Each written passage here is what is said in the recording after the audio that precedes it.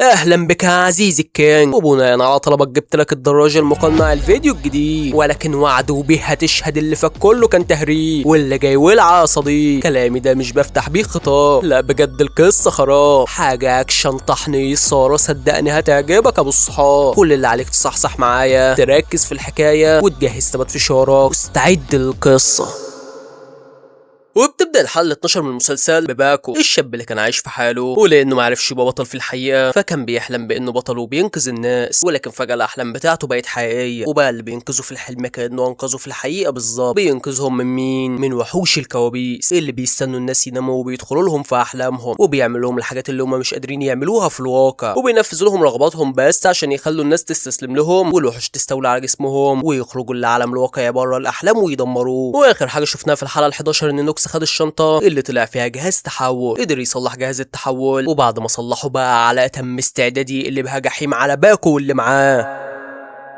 وتاني يوم باكو بيبدأ الحلم الجديد مع الطفل ده اللي بيكون بيحلم انه يكون رائد فضاء. الواد بيقول له تفتكر في يوم من الايام هسافر الفضاء؟ بيقول له طول ما انت بتسعى هتوصل لحلمك. بيسمعوا صوت ان وقتهم خلص، بيكونوا في مركز كوسومو لبحوث الفضاء يا زميلي. باكو بيقول له اسمك ايه يا وحش؟ بيقول له انا اسمي سايا وبدرس في الصف الثالث. وفجأة الانذار بيشتغل لان في نيزك جاي عليهم. باكو بينصدم وبيعرف ان مهمته في الحلم ده هي انه يوقف النيزك. بيكون هيستعمل كبسولة الدراع عشان يوقفوه، ولكن نوكس بيظهر له وبيديله واحدة بيطير من ايده الكبسولة، والكبسولة بيطلع منها حاجة غريبة. نوكس بيقول له انت ما تعرفش حاجه عن قوتها بس انا عارف كويس. وفجاه النيزك بيخبط المكان ده بايده شماله، نوكس بيهرب من المكان وباكو بيروح يطمن ان مفيش حد اتصاب، بيفتكر ان الموضوع خلص، بس الواد ده بيقول له لسه الموضوع ما خلصش لان في نيزك اكبر من ده بكتير هيخبط في كوكب الارض، وساعتها كلنا هموم والنيزك قدامه 48 ساعه ويوصل على هنا. باكو بيفوق وبيقول يعني النيزك هيوصل بعد بكره الساعه 7. بيروح يحكي لاصحابه وبيقول لهم انا لسه ما لقيتش بوابه الحلم ولا اعرف مين صاحب الحلم اصلا، ولكن دلوقتي يا فوجي في حاجه تخصك، انا شفت اوداكا في الحقيقه هو شغال مع الوحوش، شغال معاهم باسم نوكس. بيقول له استحاله، الواد ده مفيش اطيب منه، كان بيحب شغله وكان عاوز يكشف الوحوش، ولكن انا اللي اتريقت عليه وما كنتش مصدق، وساعتها قال لي في يوم من الايام هتصدق ان كلامي جد، وعقبال ما تصدق انا هفضل احمي الناس، عشان كده يا باكو انا مش مصدق كلامك. بيقول له يا عم صدقني الواد ده هو اللي بيبعت لنا الوحوش. بيقول له خلص الكلام يلا يا ناسكا. بيروحوا على مركز بحوث الفضاء، ناسكا بتقول لي فوجي انت ليه مش مصدق باكو؟ افرض كلامه صح وده مريض وعايش في عالم الاحلام. بيقول لها انت بقيتي مصدقه كلامنا عن الوحوش ولا ايه؟ بتقول له بعد اللي شفته بقيت مصدقه، يلا بينا. وفي الوقت ده باكو بيقول لي زيرو انا عاوز كبسوله قويه. ايه ده الكبسوله فين؟ بيقول له المواضيع ما بتتاخدش كده، الكبسولات اللي معاك قويه ولكن قوتها بتعتمد على قوتك انت، جرب تعتمد على قوتك. باكو بيسيبه وبيروح على مدرسه سيا وبيسمع صحابه بيتريقوا عليه لانه عاوز يبقى رائد فضاء. بيروح له وبيقول له فاكرني؟ بيقول له مش فاكرك يا عم. بيكمل طريقه والعربيه دي بتكون هتخبط فيه. باكو بيستعمل كبسوله الدراع وبيحميه وبيستغرب ان الكبسوله شغاله مع انها ما اشتغلتش لما نوكس هاجمه. بيقول للواد خد بالك وانت ماشي بعد كده. صحيح، وبخصوص حلمك فاسعى وصدقني هتوصل له. بيقول له افتكرتك يا اسطى. وفجاه باكو بيتخبط بحاجه بينام مكانه، وبعد شويه اخته بتفوقه وبتقول له اطمن يا عم مفيش نيزك وقع فوق دماغك يلا قوم. الواد بيقول لهم لا في نيزك عملاق هيخبط في كوكب الارض، والكلام ده بعد 10 سنين تقريبا، ده على حسب الاخبار يعني. اخت باكو بتقول له انت نفسك تبقى رائد فضاء؟ بيقول لها نفسي ولكن ما اقدرش احقق حلمي. باكو بيقول له ما دام بتحب الحاجه دي يبقى اكيد هتوصل لها. بيفرح وبيقول له انا بحب الفضاء من ساعه ما رحت عند القبه اللي جنب مركز الابحاث. باكو بينصدم وبياخدها طيران على البيت، على طول بينام، ولكن المصيبه ان اخته بتقرر تدخل الدولاب بتاعه. بتفتح الدولاب ما بتلاقيش حاجه، بتحرك الشماعه الاوضه السريه اللي في الدولاب بتظهر. جوه زيرو بيكون ماسك الكبسوله دي وبيقول لسه بدري على استخدامها. ايه ده انت جيت يا باكو؟ بينصدم لما بيلاقي اخت باكو قدامه، والبنت بتكون مصدومه وبتقول له انت مين؟ بيقول لها اخوك شغال معايا وانا مكلفه بمهمه سريه دلوقتي. وفي الوقت ده باكو بيكون في الحلم وبيكون في طريقه للقبه لان بوابه الحلم هناك. بيوصل على القبه ولكن ما بيلاقيش البوابه، وفجاه الانذار بيشتغل لان في نيازك نازله، بتكون اجزاء بسيطه من النيزك الكبير. باكو بيكون رايح يوقفهم ولكن بيلاقي نوكس قدامه. بيقول له اخفى من وشي السعاده يا نوكس، انا لازم انقذ الارض. بيقول له ما سالتش نفسك ليه ما حدش حاول ينقذ الارض؟ انت بس اللي اتكلفت بالمهمه دي. بيقول له انا كان نفسي انضم لمنظمه كود من زمان وهم معتمدين عليا. بيقول له انت ما تعرفش ايه المنظمه دي اصلا، اتفرج بقى انا هعمل فيك ايه. بيلف الكبسوله وبيتحول يا رجوله. ايه يا ابني الفخامه دي كلها؟ باكو هو التاني بيبدا يتحول، والاتنين بيدخلوا يخبطوا في بعض، بيعملوا برق ورعد، ولكن نوكس بيديله رجل بينيمه على الارض، بيدخل عليه بالسيف وهي واحده بينطروا بعيد، والتانيه طلقه في الكبسوله الخضراء بيدمرها يا عيد. طاقه الكبسوله بتتحول للشكل ده، والشكل ده بيهجم على باكو، بيكون رافض يسيبه، وباكو ما بيكونش عارف يعمل معاه حاجه، ولكن نوكس بيبدا يخبط فيه وهي طلقه واحده بينهيه. الواد بيتبخر، ونوكس بيقول لباكو الحقيقه اللي انت ما تعرفهاش هي ان الكبسولات دي بتحقق الكوابيس. باكو بينصدم اكتر ما هو مصدوم، ونوكس بيقول له لو مش عاوز تشوف كوابيس تاني فتخلى عن جهاز التحول وانسى شغله البطوله خالص. بيقول له ده عندها مهمتي هي ان امنع النيزك من انه يصطدم بالارض، تعالى يا ابن العرض. بيقول له طب خد دي، بيطيروا بعيد، وبضربه الطاقه بيطير الكبسوله. نوكس بيسحب القوه من كل الكبسولات اللي وقعت من باكو، وبيقول له شاب ضعيف زيك ما يستحقش القوه دي. بيشد الستاره والنيزك بتنزل واحده ورا التانيه يا قداره. مركز الابحاث بيتدمر، وباكو بيكون زعلان جدا من نفسه لانه ما قدرش ينقذ المبنى. بيحس قد ايه هو ضعيف، وعلى طول بيفوق من الحلم، وطبعا اللي بيحصل في الحلم بيتحقق في الحقيقه يا زميلي، عشان كده مركز الابحاث اتدمر، ولكن الحمد لله ما كانش في حد جواه ساعتها. فوجي بيقول لباكو فضل 24 ساعه والنيزك الكبير ينزل، حضرتك بتعمل ايه كل ده؟ بيقول له لو اوداكا ما عطلنيش كان زماني وقفت النيزك. بيقول له ما تجيبش سيره اوداكا على لسانك. بيقول له يا ابني انت ما تعرفوش كويس. بيقول له من النهارده احنا ما بقيناش شغالين سوا يا ابني، كل واحد فينا هيروح في طريق. بيمشي وبيقول انا لازم ادخل عالم الاحلام عشان اروح لاوداكا. ناسكا بتقول له ما في حل تاني، اوداكا كان متبرع بلوحه من فتره بسيطه ممكن نلاقي فيها السر القومي اللي هيوصلنا ليه. بيقول له طب يلا بينا. وفي الوقت ده زيرو بيقول لباكو انت خسرت لانك ما اعتمدتش على عقلك، كان المفروض تظبط خطتك قبل ما تدخل المعركه. بيقول له انا خسرت لاني شاب ضعيف وما ينفعش ابقى عميل سري. بيقول له لازم تستعيد ثقتك في نفسك واما مش هكلفك باي مهمه تاني. وفي الوقت ده سيا بيتصل على باكو، باكو بيروح يقابله، وسيا بيقول له انا امي وصتني ان اشكرك عشان رجعت لي الامل ان في يوم من الايام هقدر اروح الفضاء، وانا بوعدك ان حاجه زي دي هتحصل، بس انت حلمك ايه؟ بيقول له نفسي ابقى عميل سري بحارب الاشرار، ولكن للاسف ما قدرتش احقق حلمي. بيقول له بس على الاقل انت ما استسلمتش، واكيد هيجي اليوم اللي هتبقى فيه عميل سري. بيقول له عندك حق. بياخدوا يوصلوا على البيت، وفي الطريق بيشوف المطعم بتاع ابو سيا مقفول بسبب ان ابو سيا مريض. باكو بيقول فهم، بص يا ابني انا اخوك ومش هسيبك في شدتك. وبعدها بيجي بالطلبات ويرجع البيت، واخته بتقابله في السكه بس مش بتقول له انها عرفت حقيقته. باكو بيقول لها استني يا مينامي، بوعدك اني هعمل كل اللي اقدر عليه عشان ما اخليكيش محتاجه حاجه. بتفتكر هو شغال ايه، وبتقول له يا عم خلصانه بس ابقى خد بالك من نفسك، ومن جواها بتكون زعلانه عليه يا زميلي. وبعدها باكو بينام وبيدخل جوه عالم الاحلام. بيقول لنيمو فهمت اللي حصل لسيا، الواد كان عاوز يبقى رائد فضاء ولكن كان محتاج فلوس عشان يقدر يعمل كده، وبسبب الظروف اللي حصلت لابوه الواد قرر ينسى حلمه عشان ما يتقلش على ابوه وامه، لان المحل اللي بياكلهم عيش اتقفل. عرفت بقى البوابه فين؟ ووحش الكابوس استغل يأس الواد وخلاه يتمنى ان في نيزك ينزل على الارض ويدمر كل حاجه، واللي هيفاجئك بقى ان الوحش هو ذات نفسه النيزك. وفعلا يا زميلي النيزك بيكون هو الوحش. باكو بيرجع على المخبأ السري وبيقول انا لازم اعتمد على قوتي انا ثم قوه الكبسوله. بياخد كبسوله جديده وبيبدا يتحرك يا زميل. بيشوف الوحش جاي عليه، وفجاه نوكس بيظهر وبيقول له ايه التفاؤل اللي على وشك ده؟ بيقول له متفائل لاني ههزمك، تعالى اللي معلمك. الاتنين بيدخلوا يقسموا على بعض، ولكن المره دي باكو بيديله بالجامد. الواد علي بيكون شادد وللامانه بيكون صامت. بيشوف النيزك قرب فبيرفع نوكس في مكانه وبينزله بالشكل ده، بيخليه في مكانه وبيبدا يستعمل قوه الجاذبيه عشان يوقف النيزك. بيديله ضربه في الثانيه في الثالثه، يا ده لعيب. بيقدر يخرم النيزك، ولكن للاسف اللي عمله ده بيفتح ثقب اسود، كل حاجه بتتسحب في الثقب ده ومن ضمنهم باكو يا زميلي. يدوك بيدخل الثقب من هنا والثقب بيتقفل من هنا. وفي الوقت ده زيرو بيروح لنوكس وبيقول له ما شفتكش من زمان يا نوكس، قصدي ما قابلتش العميل الرابع اللي هو انت من زمان. بيقول له انت مبسوط من اللي حصل ده بقى؟ بيقول له طبعا مبسوط، ما دام الارض في امان يبقى انا مبسوط. بيقول له غدرت بالواد اللي شغال معاك عشان تنفذ المهمه، حاجه مش جديده عليك يا زيرو. بيهاجموه ولكن زيرو بيختفي من المكان، انما سيا فاصحابه بيتريقوا عليه كالعاده وبيقولوا له ما بقتش تفكر في انك تسافر الفضاء ولا ايه؟ بيقول لهم لسه بفكر وقريب هحقق حلمي. العيال بتكتم خالص والواد بيمشي بكل ثقه، انما اخت باكو فبتحاول تصحي ولكنه ما بيفوقش يا زميلي. بتروح لزيرو وبتقول له اخويا مش بيفوق ليه؟ بيقول لها اخوكي محبوس جوه واحد من الكوابيس، ولازم تعرفي ان كل اللي بيحصل ده سر وما ينفعش حد يعرفه، لانك لو عرفتي لحد هضطر اخلص منك. بتنصدم وبتخاف على اخوها من اللي اسمه زيرو ده.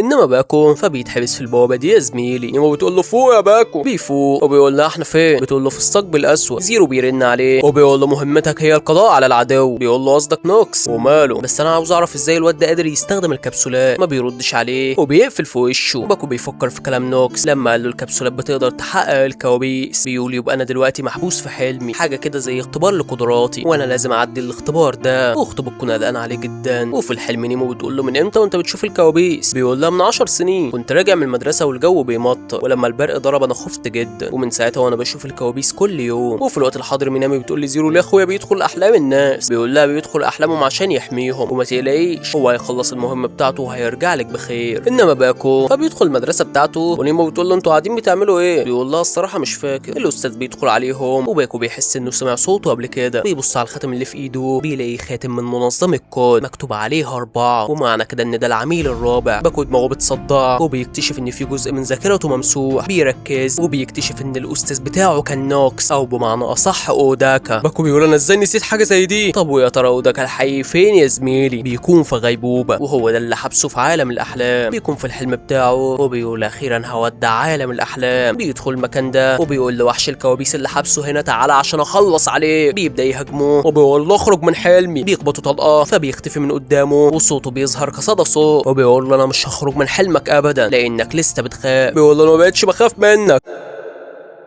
اما الاتنين دول فمش بيكونوا عارفين يوصلوا لاوداكا باي شكل من الاشكال. ناسكا بتقول لفوجي الساعه 12 الظهر يلا نروح نتغدى يا عم، ما بيرضاش يروح معاها. وناسكا لما بتخرج بره بتلاقي الدنيا ليه، بتنصدم وبتنادي على فوجي، والاتنين مش بيكونوا فاهمين ازاي الساعه 12 الظهر والجو ليل. انما باكو في الحلم فاوداكا بينادي عليه وهو صغير، وبيقول له انت شاطر جدا عاوزك تفضل زي ما انت. بيسيبه وبيمشي، وباكو الكبير بيقول انا لازم افهم ايه اللي بيحصل. بيدخل ورا اوداكا ولكن ما بيلاقيهوش يا زميلي، بيلاقي نفسه هو ماشي تحت المطره. بيقول طب يا ترى انا ناسي ايه؟ انا لازم اتكلم مع نوكس. بس كده انا فهمت، الكابوس ده هو سر ضعفي ولازم اخلص منه. بيروح يقوم نسخته الصغيره، وبيرفع الكبسوله في السماء. البرق بينزل على الكبسوله، والواد واقف زي الاسد ولا مهتود. الكبسوله بتتشحن بالطاقه، والوحش قوته بترجع له بلا باقه. المطره بتقف، وباكو بيقول لنيمو يلا بينا. بيروح على المكان ده، وباكو بيقول لنيمو احنا كده دخلنا على الحلم بتاع نوكس، خليكي هنا. انما نوكس فبيكون لسه بيحارب الوحش اللي مدوخه. بيلف عشان يضرب الوحش، ولكن بيلاقي وحش من نوع تاني، الاسطوره باكو. يا عيني على الموسيقى اللي شغاله في خلفيه اللقطه دي بنت لذينه. المهم انه بيقول له مهمه النيزك خلصت، وجي وقت القضاء على العدو. بيشد اجزاء وبيتحول بغباء، لا بغباء بجد. الواد بيدخل ما بيعتمدش، بيبدا يخبط فيه، والمره دي بالجامد بيديه، لا بجد بيلعب فيه. خد دي. الواد بيدمر حنفيات الميه اللي انا مش عارف اسمها دي، ولكن برغم كده باكو بيعزز قوته عشان يتخطى سرعه الضوء، وهي واحده ويبلع عزوه. بيديله درس مخصوص بينسي طعم الكابوس. بيتعب جدا، ونوكس بيقول له ما انا قلت لك ان الكبسولات بتتعب. بيقول له انت انت كنت بتدرس لي ايه في المعهد ومسحت ايه من ذاكرتي؟ انت بيقول له مسحت من ذاكرتك الظلمه العميقه. نيمو بتنصدم. اما الاتنين دول فما بيكونوش فاهمين ايه اللي بيحصل. بيقرروا يمشوا ورا الضوء اللي ظاهر في السماء، وفي الوقت ده مينامي بتروح لزيرو وبتقول له عملت ايه في اخويا انت؟ ايدي. بيقول لها اخوك بيحب يساعد الناس، ولكن لازم نقتل الاشرار عشان الناس تكون في امان. وفي الوقت ده باكو بيقول لنوكس يعني ايه الظلمه؟ بيقول له اقصد منظمه الكود. يا غبي احنا بنعيش في الكوابيس بسبب المؤامرات اللي عملوها علينا، احمي نفسك بقى انا مش هحمي حد. سلام. باكو بينصدم، ونيمو بتقول له بعد اذنك سيبني اساعد نوكس.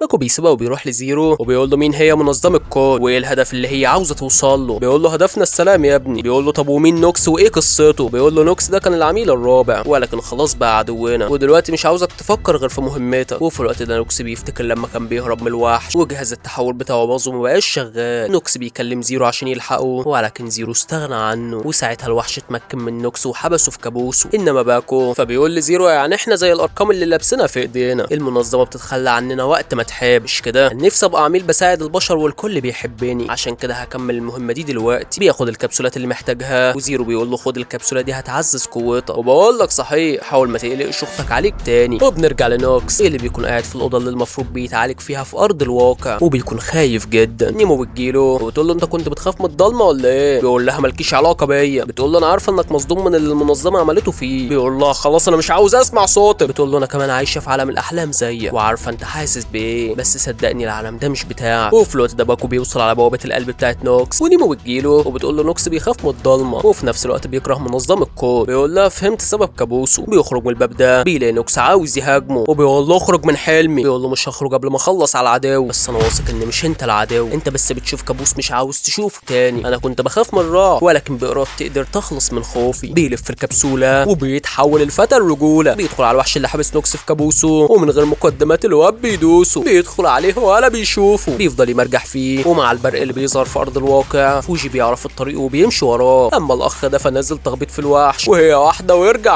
بيحس نفسه بدأ يضعف، وقبل ما الوحش يهاجم نوكس بيكون باكو صده بالدرع وهي واحده بينزله على تحت، بيغير الكبسوله وبيدخل عليه بيديله ما بيحلوش، بيعزز قوته بالجامد وبامانه التحول ده من زمان ما شفتوش. بيدخل عليه وهي واحده بتنهي الحوار، عملها ابن اللعيبه يا ابو الصحاب. فراشة الشر بتخرج من نوكس، وفي نفس الوقت الاتنين دول بيوصلوا المكان اللي هو فيه. انما باكو فبيروح لنوكس وبيقول له انت كنت تقدر تخلص عليا ولكن ما رضيتش، ليه كنت بتحذرني طول الوقت اللي فات؟ بيقول له لان مشكلتي مع منظم الكود مش معاك انت، انا بس متضايق منك شويه لانك شغال معاهم. بيقول له طب اعمل حسابك اني رديت لك الدين لما حررتك من الوحش. بيسيبه وبيمشي، وداكا بيفوق يا زميلي. باكو كمان بيفوق، واخته بتفرح لما بتطمن عليه. الواد ما بيلحقش ياخد نفسه وبيلاقي الدولاب مفتوح، بيعرف ان اخته عرفت الحقيقه، فبيقول لها معلش اني خبيت عليكي، انا عملت كده عشان ما تقلقيش عليا. بتقول له خلاص يا عم انا مقدره اللي انت عملته، بس اهم حاجه تاخد بالك من نفسك. وبنرجع للاتنين دول اللي بيدخلوا بيت اوداكا ولكن ما بيلاقوهوش على السرير، وفجاه اوداكا بيرفع سلاح على فوجي. فوجي بيقول له عملت كده ليه يا اوداكا؟ بيقول له سيبني دلوقتي لان في حاجه لازم اعملها، ارجعوا ما حدش يقرب لي. بيقفل الباب وفوجي بيفضل يصرخ وبيقول له ما تمشيش تاني. وبعدها بنشوف الست دي وهي بتتحكم في الفراشات، ايوه هي فراشات الشر. وداكا بيجي لها فبتقول له انت بخير يا نوكس؟ بيقول لها بخير، بس بعد ما فقت اكتشفت ان الحدود بين الواقع وعالم الاحلام ضعيفه. بتقول له قريب الحدود دي مش هتبقى موجوده اصلا، حلمت امبارح ان انا فراشه طايره، ولما فقت سالت نفسي يا ترى انا فراشه بجسم انسانه ولا العكس. بيقول لها لما نحقق هدفنا هنعرف النتيجه. بتقول له هو ده اللي هيحصل، ولكن بعد ما نصنع عالم ما فيهوش منظم الكود، والظاهر ان اللي جاي يا زميلي هيعدي الحدود.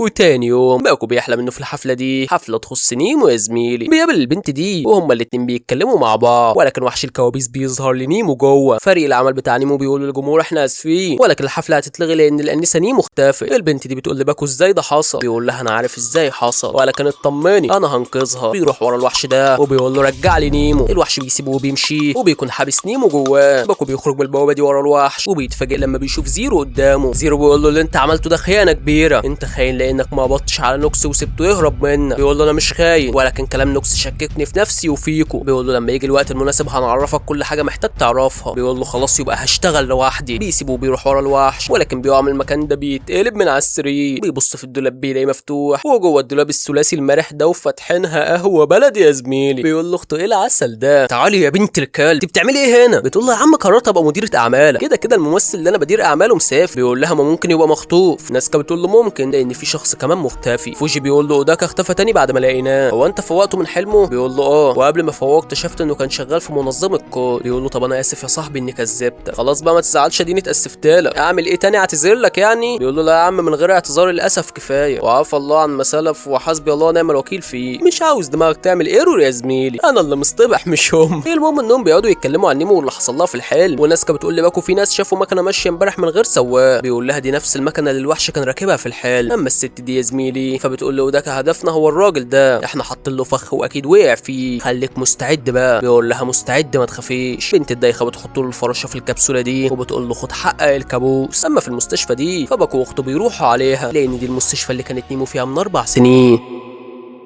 لما عملت الحادثه يا زميلي. باكو بيقول لاخته اكيد اللي بيحلم هو واحد من موظفين المستشفى، وفجاه بيشوف نفس البنت اللي كانت قاعده جنبه في الحفله. بيقول لها ازيك يا انسه انت شفتيني قبل كده صح؟ بتقول له اه شفتك في الحلم. بيقعد معاها وبيخليها تحكي له اللي حصل يوم اختفاء نيمو. بتقول له انا اللي كنت بحرسها يوميها ولكن عشان غفلت عنها شويه اختفت، ومن ساعتها وانا زعلان عشان اللي حصل لها. باكو بيسيبها وبيمشي، وفي الطريق بيقول لاخته البنت مش شايله نفسها ذنب اختفاء نيمو عشان كده حلمت بيها، بس انا هلاقي نيمو عشان افوق البنت من كابوسها. وفي الوقت ده فوجي بيكلمه وبيقول له احنا عرفنا مكان المكنه اللي شفناها من غير سواق. بيبعت له المكان وعلى طول بيروح على الحلم الولد الفنان. بيرجع لزيرو وبيقول له مش عاوزك تزعل مني على اللي حصل، بس انا محتاج اعرف سر منظم الكود. بعد ما انفذ مهمه النهارده انت هتعرفني كل حاجه، اتفقنا ولا لا؟ بيقول له خلاص يا عم اتفقنا ولكن لازم تنفذ اوامري بالظبط في المهمه دي. وفعلا يا زميلي باكو بيبدا يتحرك والوحش بيكون واخدها طيران بالمكن، ما يعرفش ان حضر ملك الداكن. بيزنق عليه وبيروح مدي الغير الخامس وبيجيبه، وبالدرع المنع بيقفل الدنيا عليه. بياخدوها تخميس ولكن ولكن باكو بيديله واحده بينطره من على المكنه. الواد بيدخل يستخبى في المصنع ده، ولكن باكو بيحصله وبيقول له نيمو فين؟ بيقول له نيمو في بطني. بيقول له مش هسيبك غير لما تخرجها. وفجاه نوكس بيظهر. زيرو بيقول له باكو روح ورا الوحش وما تشغلش بالك بنوكس. وفعلا باكو بيمشي والاتنين دول بيقفوا قصاد بعض بيعملوا برق ورعد. وزيرو رغم انه عجوز ولكن بيدخل يعجب في نوكس. بيقول له الجهاز ده هيتسحب منك بسبب خيانتك للمنظمه. نوكس بيركب الحزام ده وساعتها زيرو بينصدم وبيقول له احنا ما عندناش النوعيه دي من الاحزمه اصلا. بيقول له ده حزام من نوع تاني. بيبدا يلف الجهاز والظاهر انه هيحط زيرو على الوضع الهزاز. بيدخل عليه بيفرمه يا ناس. الواد بقى ما بيعجب فيه وبينطره في الحته دي. زيرو بيقول له لو فضلت تستعمل القوه دي كتير يبقى هتغرق في عالم الكوابيس. فبيدي له واحده بيبوظ له الترابيز. زيرو بيجمع قوته وبيدخل عليه ولكن نوكس بيصد ضربته وهي واحده في قلبه بيوقفه له. زيرو بينزل على تحت قاطع ميه ونور ويا عيني بينفجر الموتور. والظاهر ان اللي جاي مش هيكون خير خالص. دخلنا في الجد وما بقاش فيه هزار، ويا اما الخير يكسب يا اما الاشرار، وايا كان اللي هيحصل فالاكيد هو دمار.